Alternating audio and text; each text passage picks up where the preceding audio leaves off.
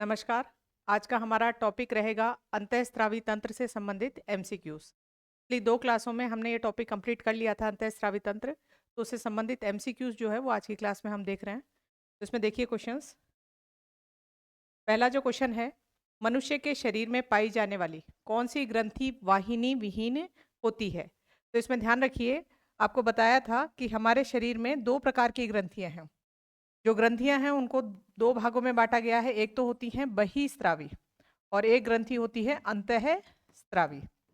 बहिस्रावी जो ग्रंथियां होती हैं, इनकी खुद की नालिकाएं होती हैं और नालिकाओं को हम वाहिनी बोलते हैं। तो ये वाली ग्रंथियां तो हैं नालिका युक्त या वाहिनी युक्त, और ये होती है नालिका विहीन, या फिर उसको दूसरा नाम दिया जाता है वाहिनी विहीन। और ये चीज आपको बताई थी कि अंतःस्रावी ग्रंथियों से निकलने वाला पदार्थ होता है हार्मोन, और ये पदार्थ जो है सीधा रक्त के अंदर डालती हैं, खुद की कोई नालिकाएं नहीं है, रक्त के अंदर डाल रही हैं, इसलिए इनका नाम क्या है? अंतःस्रावी। तो अंतःस्रावी ग्रंथियां कैसी होती हैं? नालिका विहीन या वाहिनी विहीन। तो इसमें देखिए, पूछा गया कि कौन सी ग्रंथि वाहिनी विहीन है। तो यकृत जो है, यकृत से तो पित्त रस निकलता है और इसकी खुद की पाइप होती है, और ये अपना रस जो है पिताशय में डालता है और पिताशय से वो रस जाता है छोटी आंत में। तो ये तो बहिस्रावी ग्रंथि है। पसीने की ग्रंथि भी कैसी है? बहिस्रावी। ये पसीना जो है रक्त में नहीं डाला जाता। उसके बाद अगली चीज है गुर्दा ग्रंथि नहीं है। तो यहाँ पे जो आपका ऑप्शन है वो ये रहेगा कि अंतःस्रावी ग्रंथियां कैसी होती हैं? वाहिनी विहीन। उसके बाद आगे देखिए, अगला क्वेश्चन है, वाहिनी विहीन ग्रंथियों के स्रवण को क्या कहते हैं? यहाँ पे बताया था आपको कि बहिस्रावी ग्रंथियों से निकलने वाले पदार्थ को कहा जाता है रस, और रस में अधिकतर क्या पाए जाते हैं? एंजाइम। जबकि अंतःस्रावी ग्रंथियों से निकलने वाला पदार्थ है या इनका स्रवण जो है वो क्या कहलाता है? हार्मोन। और हार्मोन हमारे शरीर में संदेशवाहक अणु होते हैं, जिसे हम रासायनिक दूत भी कहते हैं। हार्मोन बने होते हैं स्टीरॉयड के, प्रोटीन के। जब हम पादप हार्मोन पढ़ेंगे तो वहां देखोगे आप कि गैसीय रूप में भी हार्मोन होते हैं। तो यहाँ पता चला कि अंतःस्रावी जो ग्रंथियां हैं उनके स्रवण को क्या कहते हैं? हार्मोन। बहिस्रावी ग्रंथियों का स्रवण क्या कहलाता है? रस। उसके बाद आगे देखिए, अगला क्वेश्चन है, मानव शरीर की किस ग्रंथि को मास्टर ग्रंथि कहा जाता है? तो आपको बताया था पूरा जो अंतःस्रावी तंत्र है उसको कंट्रोल करने के लिए मस्तिष्क में एक ग्रंथि है, हमारे शरीर की सबसे छोटी ग्रंथि, जिसको हम बोलते हैं पीयूष ग्रंथि। तो ध्यान रखिए, पीयूष ग्रंथि सभी ग्रंथियों को कंट्रोल करती है, क्योंकि आपने पढ़ा था कि पीयूष ग्रंथि से सभी ग्रंथियों को उत्तेजित करने वाले हार्मोन निकलते हैं। जैसे देखा था थायराइड स्टिमुलेटिंग हार्मोन था, जो भी आपने ट्रोपिक नाम से पढ़े थे, ट्रोपिक हार्मोन दूसरी ग्रंथियों को क्या करते हैं? उत्तेजित करते हैं। तो ये ट्रोपिक हार्मोन्स किससे निकल रहे थे? पीयूष ग्रंथि से। मस्तिष्क के अंदर, मनुष्य के मस्तिष्क के अंदर 3 ग्रंथियां पाई जा रही थी। 3 ग्रंथियों में एक ग्रंथि तो थी पीनियल, दूसरी ग्रंथि है पीयूष ग्रंथि, और एक ग्रंथि थी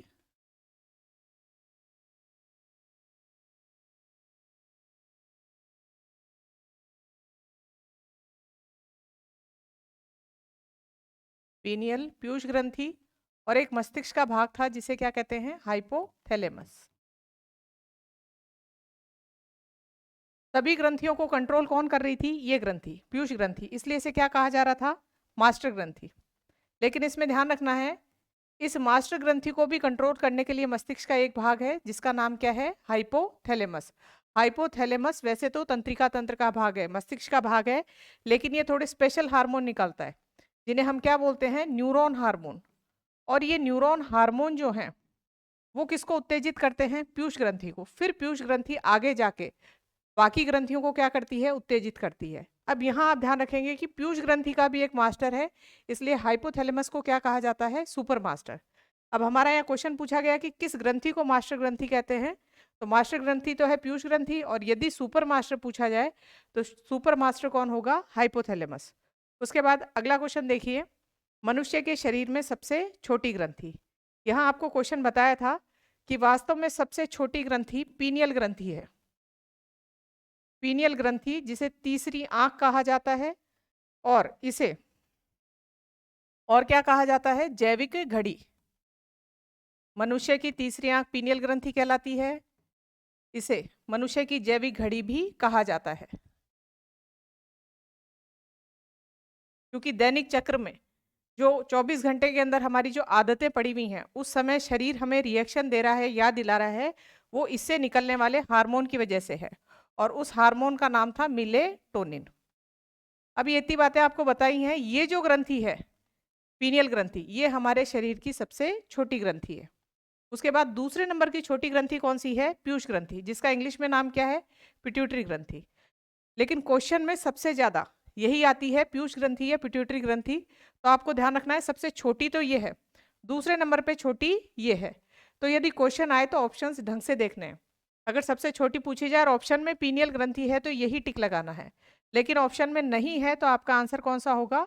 पीयूष ग्रंथि, जिसको इंग्लिश में क्या कहते हैं? पिट्यूटरी ग्रंथि। तो मानव शरीर की सबसे छोटी ग्रंथि हो गई पीयूष ग्रंथि। आगे ध्यान रखिए, इसमें यकृत मानव शरीर की सबसे बड़ी ग्रंथि है, सबसे बड़ी ग्रंथि। लेकिन ये कैसी है? बहिस्रावी है। और क्वेश्चन ऐसे दिया जाए कि मानव शरीर की सबसे बड़ी अंतःस्रावी ग्रंथि बताओ, तो सबसे बड़ी जो अंतःस्रावी ग्रंथि है वो कौन सी है? थायराइड। और सबसे छोटी ग्रंथि पूछी जाए तो पहला नंबर किसका है? पीनियल ग्रंथि का, और दूसरा नंबर किसका है? पीयूष ग्रंथि का। ऑप्शन के हिसाब से आपको इसमें आंसर टिक करना है। उसके बाद आगे देखिए, पिट्यूटरी ग्रंथि कहाँ स्थित होती है? तो हमने मस्तिष्क में 3 ग्रंथियां पढ़ी थी, पीनियल, हाइपोथैलेमस और एक कौन सी है? पिट्यूटरी ग्रंथि। तो पिट्यूटरी ग्रंथि कहाँ स्थित है? मस्तिष्क में। अब आप एक क्वेश्चन देखिए, इनमें आपको या तो ग्रंथि की स्थिति पूछी जा रही है या फिर आपसे पूछे जाएंगे कौन सा हार्मोन निकलता है, या एक क्वेश्चन बनता है कि हार्मोन का क्या कार्य है, और अगला क्वेश्चन बनता है कि हार्मोन की कमी से या अधिकता से होने वाले रोग। तो ये क्वेश्चंस पूछे जाते हैं। उसके बाद अगला देखिए, उस ग्रंथि का नाम बताएं जो अन्य अंतःस्रावी ग्रंथियों के कार्यों को नियंत्रित करती है। यानी वही बात हो गई कि दूसरी ग्रंथियों को कंट्रोल कर रही है, और दूसरी ग्रंथियों को कंट्रोल करने वाली कौन सी है? पीयूष ग्रंथि। तो पीयूष ग्रंथि को हम इंग्लिश में क्या नाम देते हैं? पिट्यूटरी ग्रंथि। उसके बाद आगे देखिए, इसमें थायराइड ग्रंथि से थायरोक्सिन स्रावित करने के लिए उत्तेजित करने वाला अंतःस्रावी हार्मोन कौन सा है? ये ध्यान रखिए आपको कि मस्तिष्क में बताया था कि ये जो पीयूष ग्रंथि है, ये पीयूष ग्रंथि बाकी सभी ग्रंथियों को क्या कर रही है? कंट्रोल कर रही है। तो गले के अंदर जो थायराइड ग्रंथि है, उस थायराइड को ये उत्तेजित करेगी। उत्तेजित करने के लिए ये एक हार्मोन भेजती है, और उस हार्मोन का नाम है TSH। TSH का मतलब है थायरोक्सिन स्टिमुलेटिंग हार्मोन। यानी ये हार्मोन इधर आके इसको उत्तेजित करेगा। और किस लिए उत्तेजित करेगा? कि ये कौन सा हार्मोन निकाले? थायरोक्सिन हार्मोन निकाले। तो इसमें ध्यान रखना है कि थायराइड ग्रंथि को थायरोक्सिन हार्मोन निकालने के लिए पीयूष ग्रंथि ने कौन सा हार्मोन भेजा है? TSH। तो पूरा आपको समझ में आ गया होगा कि नियंत्रण किस तरीके से होता है। सबसे पहले तो मस्तिष्क में कौन बैठा है? हाइपोथैलेमस। हाइपोथैलेमस से कौन से हार्मोन निकल के आ रहे हैं? Neuron hormone. न्यूरॉन हार्मोन किसको उत्तेजित कर रहे हैं? पीयूष ग्रंथि को। पीयूष ग्रंथि जो है अलग अलग प्रकार के स्टिमुलेटिंग हार्मोन, या नाम आएगा ट्रॉपिक हार्मोन, निकाल के बाकी ग्रंथियों को क्या कर रही है? कंट्रोल कर रही है। इसीलिए हम पीयूष ग्रंथि को क्या कह रहे हैं? मास्टर ग्रंथि। तो थायराइड को स्टिमुलेट करने के लिए, उत्तेजित करने के लिए जो हार्मोन निकल रहा है वो है TSH। उसके बाद देखिए, इसमें यह भी पढ़ा था हमने, FSH और LTH, ये हमने पढ़े थे जनन ग्रंथियों को उत्तेजित करने के लिए जो पीयूष ग्रंथि से हार्मोन निकलते हैं, उनके नाम थे ये। उसके बाद आगे देखिए, वृद्धि हार्मोन कहाँ से स्रावित होता है? वृद्धि हार्मोन का एक नाम और पढ़ा था, वृद्धि हार्मोन को कहा जाता है सोमेटोट्रोपिक हार्मोन। इसे क्या कहा जाता है? सोमेटोट्रोपिक हार्मोन। और ध्यान रखिए, ट्रोपिक वाले नाम अधिकतर किसे निकल रहे हैं? पीयूष ग्रंथि से। तो वृद्धि हार्मोन या ट्रोपिक हार्मोन, सोमेटोट्रोपिक हार्मोन फिर पीयूष ग्रंथि से निकल रहा है, और पीयूष ग्रंथि का इंग्लिश वाला नाम है पिट्यूटरी ग्रंथि। और हमने पढ़ा था कि वृद्धि हार्मोन संतुलित मात्रा में निकले तो शरीर की संतुलित वृद्धि होती है।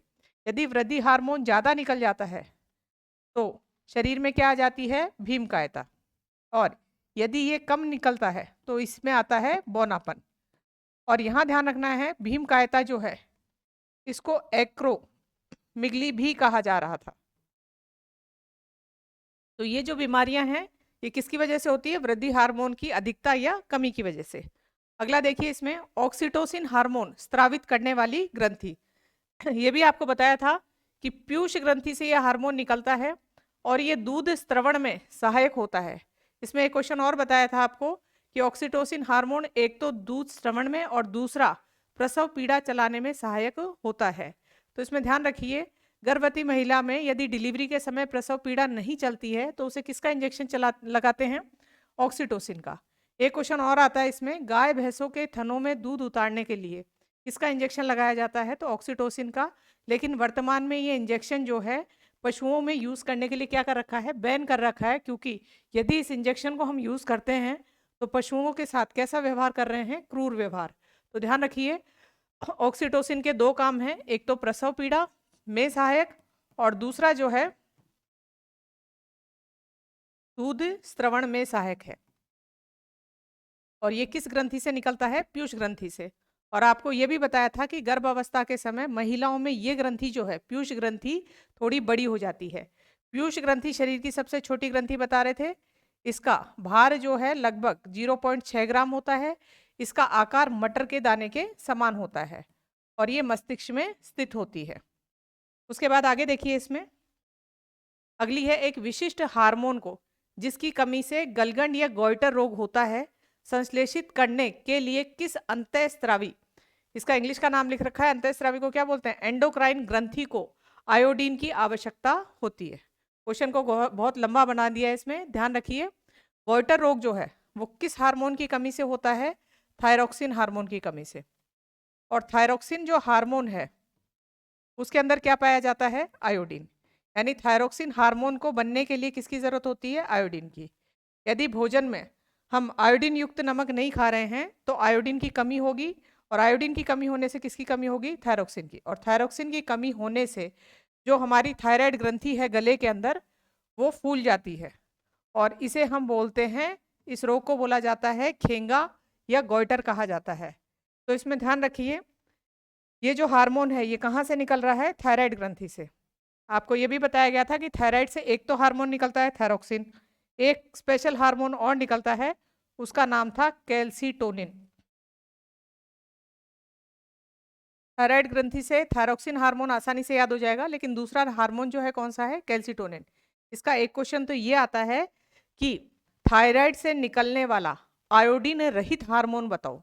दो हार्मोन निकल रहे हैं थायरॉक्सिन और कैल्सीटोनिन। आयोडीन सिर्फ किस में होती है? थायरॉक्सिन में। कैल्सीटोनिन में आयोडीन नहीं होती है। तो आयोडीन रहित जो हार्मोन है वो कौन सा है? कैल्सीटोनिन। और इसका काम होता है रक्त के अंदर कैल्शियम की मात्रा को क्या करना? संतुलित रखना। और ये जो हार्मोन है ये पैराथायराइड ग्रंथि से निकलने वाले पैरथ हार्मोन के विपरीत काम करता है। ये हमने क्लास में डिटेल से पढ़ा था। उसके बाद आगे देखिए इसमें और भी आपको बताया था कि गॉइटर जो है ये स्थानिक रोग है। स्थानिक रोग बोल सकते हैं या इंग्लिश में बोला जाता है एंडेमिक, क्योंकि अधिकतर खेंगा या जो गॉइटर है वो पहाड़ी क्षेत्र के लोगों को होता है, क्योंकि पहाड़ी क्षेत्र की वनस्पति जो है उसमें आयोडीन की क्या पाई जाती है? कमी पाई जाती है। तो यदि या तो वो भोजन में नमक से पूर्ति करें, नहीं तो उनको ये रोग होने की संभावना ज़्यादा रहती है, इसलिए इसे एंडेमिक या स्थानिक रोग कहा जाता है। उसके बाद देखिए निम्नलिखित में से किसको अंतःस्रावी तंत्र का पेसमेकर कहा जाता है? तो हमारे जो शरीर में मेटाबॉलिज्म की रेट है यानी उपापचय जो दर है वो पूरी किसके द्वारा कंट्रोल की जाती है? थायराइड ग्रंथि से निकलने वाले थायरॉक्सिन हार्मोन द्वारा। और ये एक स्पीड को कंट्रोल कर रहा है और स्पीड को कंट्रोल करना क्या कहलाता है? Pacemaker. तो इस अंतःस्रावी तंत्र का पेस मेकर कौन है? थायरॉक्सिन। हमने हृदय वाले चैप्टर में भी पढ़ा था, जब रुधिर परिसंचरण तंत्र पढ़ रहे थे तो वहां आपसे पूछा गया था कि हृदय का पेसमेकर किसे कहा जाता है। तो हृदय में ध्यान रखना है पहली चीज तो ये पेस का मतलब होता है गति और मेकर यानी बनाने वाला यानी गति प्रेरक। तो हृदय के अंदर हृदय में जो 4 कोष्ठक होते हैं उसमें इधर दायां वाला जो आलिंद है इसमें एक संरचना पाई जाती है, उसका नाम था SA नोड। और हृदय की धड़कन की दर क्या है? कि 1 मिनट में हृदय कितनी बार धड़कता है? 72 बार। ये 72 बार जो इसकी धड़कन होती है, ये रेट बनी हुई है, ये किसकी वजह से बनी हुई है? इस ऐसे नोड की वजह से। इससे विद्युत चुंबकीय तरंगे निकलती हैं और वो तरंगे यहाँ फैलती हैं हृदय में, और इसको 1 मिनट में कितनी बार धड़काती हैं? 72 बार। यानी स्पीड को मेंटेन कर रखा है। तो ये जो प्राकृतिक गति प्रेरक या प्राकृतिक पेसमेकर है, वो तो कौन है? हमारा ऐसे नोड। और बताया था आपको कि ऐसे नोड में यदि कोई विकृति आ जाती है तो कृत्रिम पेसमेकर लगाना पड़ता है। उसमें ये धड़कन की जो दर है ये चेंज हो जाती है। तो वो जो कृत्रिम पेसमेकर लगाते हैं उसमें लिथियम की बैटरी लगाते हैं, यानी लिथियम का सेल लगाते हैं। ये ध्यान रखना है। ये पेसमेकर हृदय वाला या रुधिर परिसंचरण तंत्र का था। यहाँ क्वेश्चन क्या पूछा है आपको कि अंतःस्रावी तंत्र का पेसमेकर किसे कहा जाता है? तो शरीर में मेटाबॉलिज्म रेट या उपापचय दर को कंट्रोल करने के कारण इसे थायरॉक्सिन को क्या कहा जाता है? पेसमेकर कहा जाता है। उसके बाद देखिए पीनियल ग्रंथि। तो मस्तिष्क में जो 3 ग्रंथि थी, पीयूष, पीनियल और कौन सी है? हाइपोथैलेमस। तो पीनियल ग्रंथि जो है आपको बताया था मस्तिष्क में स्थित है। इसे हम क्या कह रहे हैं? तीसरी आंख कह रहे हैं। और इसे क्या कहा जाता है? जैविक घड़ी कहा जाता है। उसके बाद आगे देखिए इसमें पीनियल ग्रंथि से निकलने वाले हार्मोन आपको बताए थे। एक हार्मोन था मिलेटोनिन और दूसरा हार्मोन आपने पढ़ा था सीरोटोनिन।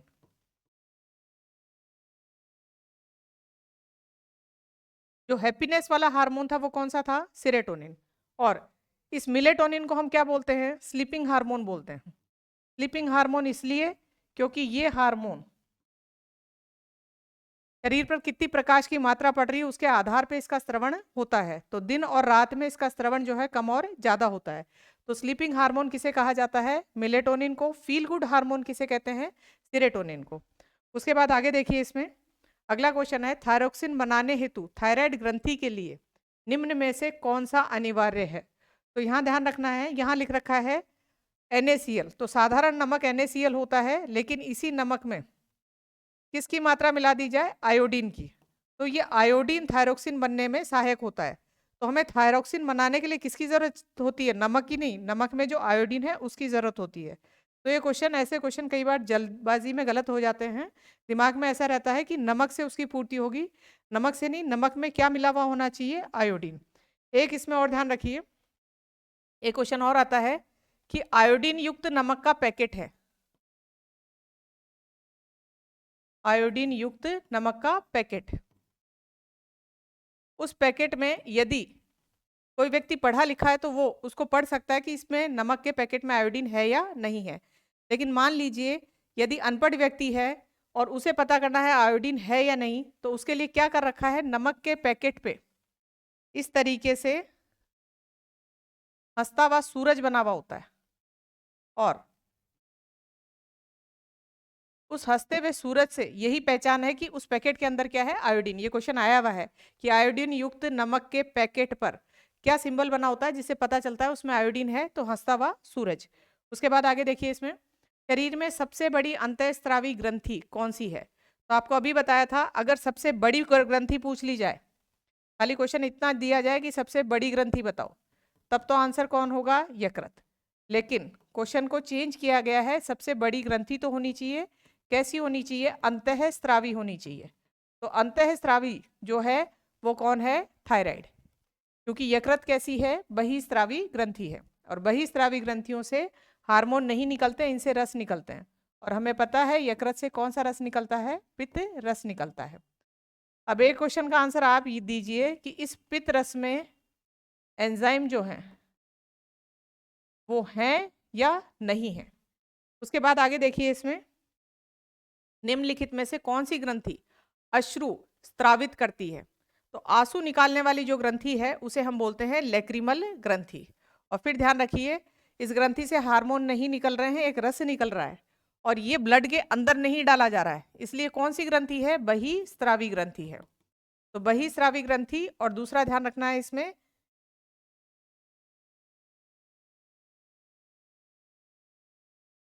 बहिस्रावी ग्रंथि है, और नाम क्या है इसका? लैक्रिमल ग्रंथि। उसके बाद आगे देखिए इसमें निम्नलिखित में से कौन सी ग्रंथि वृद्ध अवस्था में लुप्त हो जाती है? आपको बताया था कि हमारे वक्ष में छाती में बीचों बीच एक ग्रंथि होती है और उस ग्रंथि का नाम था यहाँ पे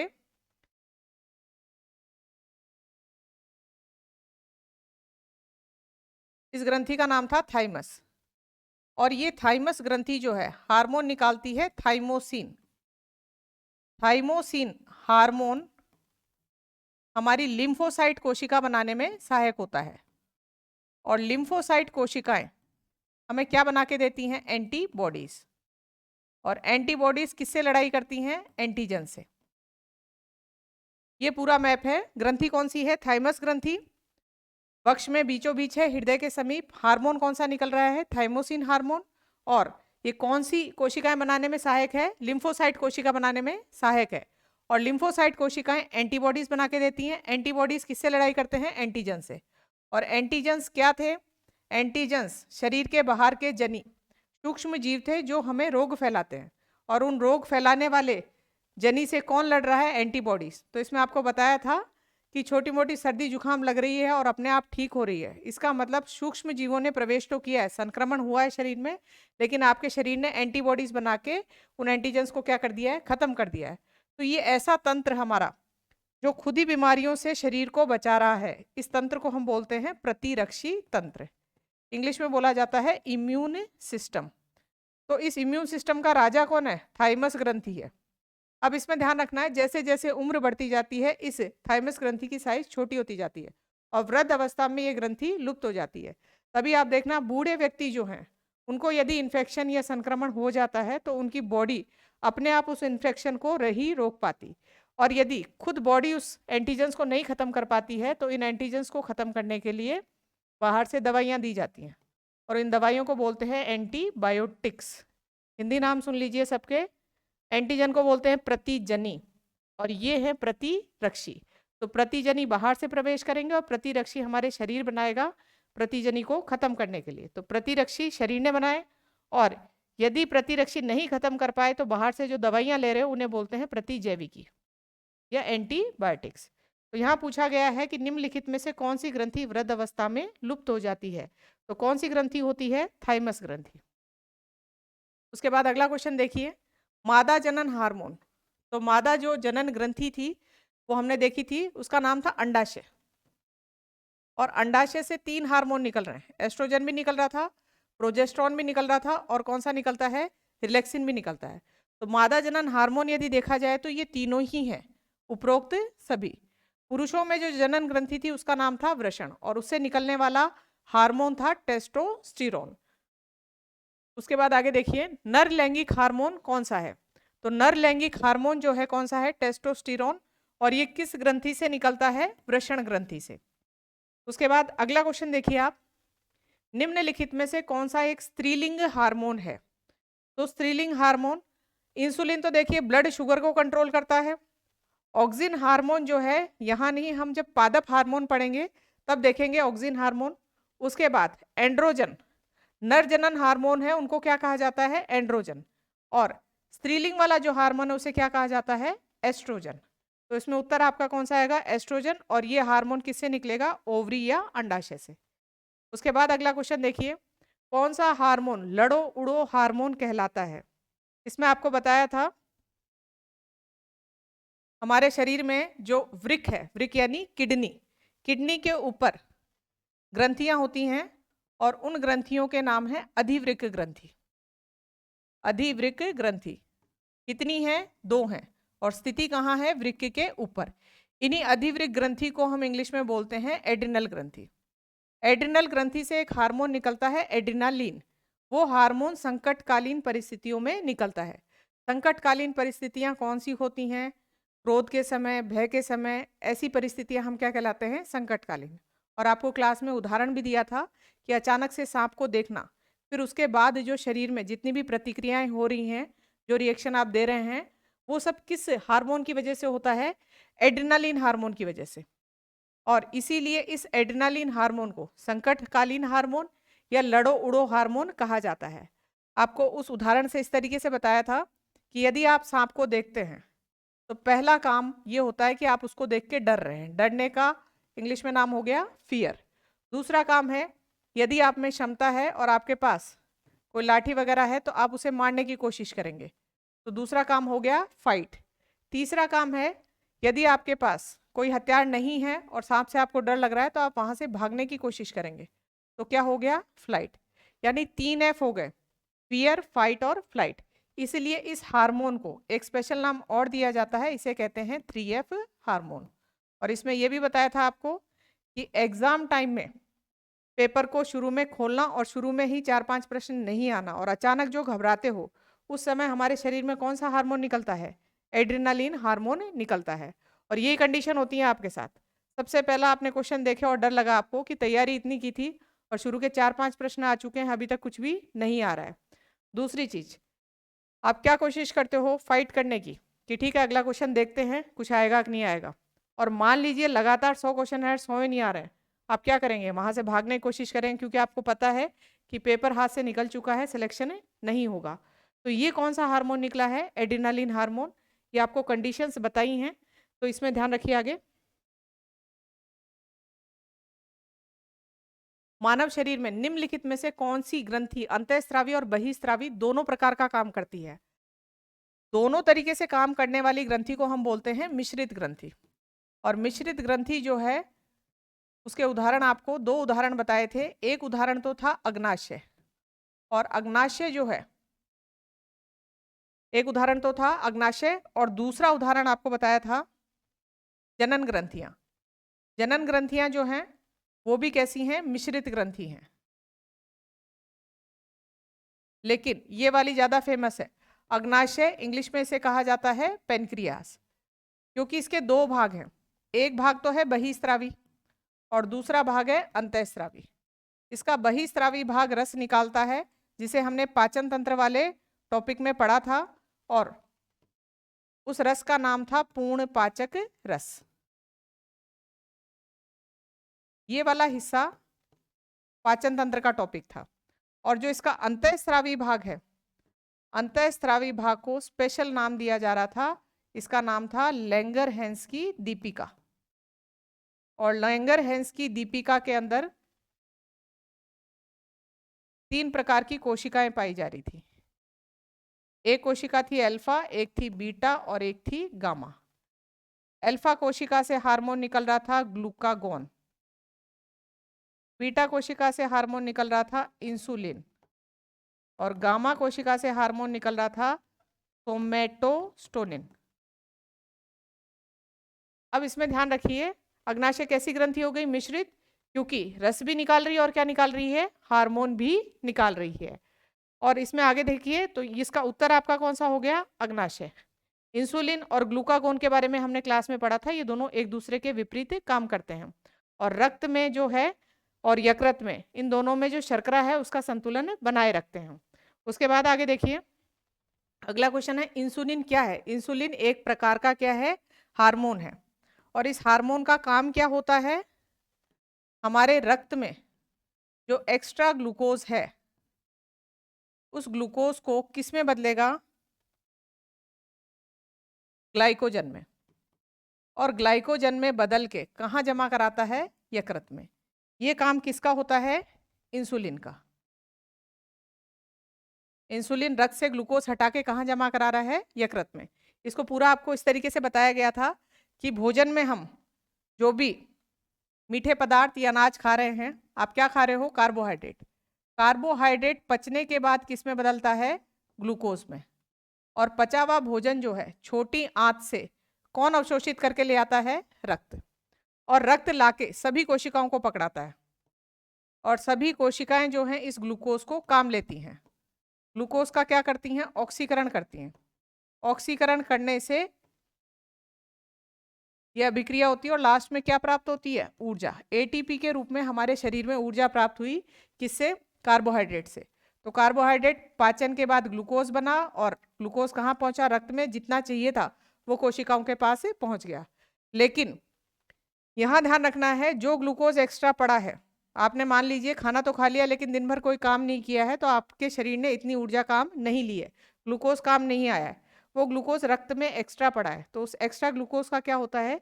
इंसुलिन हार्मोन आएगा और उसको कहाँ जमा करा के आएगा? यकृत में। और किस रूप में चेंज करेगा? ग्लाइकोजन के रूप में। तो यकृत में ग्लूकोज स्टोर तो है लेकिन किस रूप में है, ग्लाइकोजन के रूप में। अब जिस दिन हमें ऊर्जा की जरूरत होती है, किस दिन आपने कभी खाना नहीं खाया या व्रत कर रखा है, उस दिन भी हम पूरे दिन हमें ऊर्जा मिलती रहती है। अब शरीर में वो ऊर्जा कहाँ से आती है, जो यकृत में आपने ग्लाइकोजन को स्टोर कर रखा है, वही ग्लाइकोजन जो है वापस किस में बदलता है, ग्लूकोज में बदलता है। लेकिन अब इसको बदलने वाला जो हार्मोन है वो हार्मोन है ग्लूकागोन। तो ये दोनों हार्मोन इंसुलिन और ग्लूकागोन एक दूसरे के क्या करते हैं, विपरीत काम करते हैं। तो यहाँ पता चला कि इंसुलिन क्या है, एक प्रकार का हार्मोन है। उसके बाद आगे देखिए थायराइड ग्रंथि, इसमें और चीज ध्यान रखिए, इंसुलिन यदि कम हो जाता है तो इसका काम क्या था, रक्त में से ग्लूकोज को हटाना।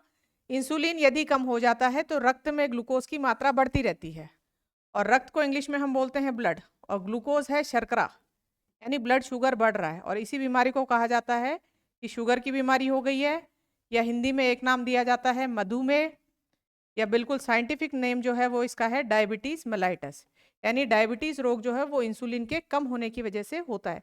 इसीलिए आपने देखा होगा शुगर के पेशेंट जो हैं वो खाना खाने से पहले इंसुलिन हार्मोन का इंजेक्शन लगाते हैं, क्योंकि यदि उनके रक्त में ग्लूकोज ज़्यादा होगा तो इंसुलिन उसको हटा के कहाँ पहुँचा देगा, यकृत में। उसके बाद आगे देखिए थायराइड ग्रंथि का स्थान कहाँ है। तो थायराइड ग्रंथि जो है आपको पूरा चित्र के माध्यम से बताया था, गले में स्थित है, और इसकी आकृति कैसी थी, एच आकृति की ग्रंथि थी। और थायराइड के बारे में आपने क्या पढ़ा, सबसे बड़ी अंतःस्रावी ग्रंथि कौन सी है, थायराइड ग्रंथि। उसके बाद आगे देखिए निम्नलिखित में से किस कोशिका से इंसुलिन स्रावित होता है। अभी पीछे वाले क्वेश्चन में ही देखा था, कौन सी कोशिका थी, बीटा कोशिका। अल्फा कोशिका से जो हार्मोन निकल रहा था उसका नाम था ग्लूकागोन, जो कि इंसुलिन के विपरीत काम करता है। तो इससे जो हार्मोन है वो है ग्लूकागोन। और डेल्टा डेल्टा कोशिका ही नहीं थी, गामा कोशिका थी, उससे कौन सा निकल रहा था, सोमेटोस्टोनिन। उसके बाद आगे देखिए अगला है इंसुलिन किसके द्वारा उत्पादित होता है। आपको क्लास में बताया था कि इंसुलिन का यदि एड्रेस पूछा जाए तो ऐसे याद करना है कि ग्रंथि तो कौन सी है, अग्नाशय है। उसके बाद उसमें जो पार्ट है वो कौन सा है, लैंगरहैंस की दीपिका।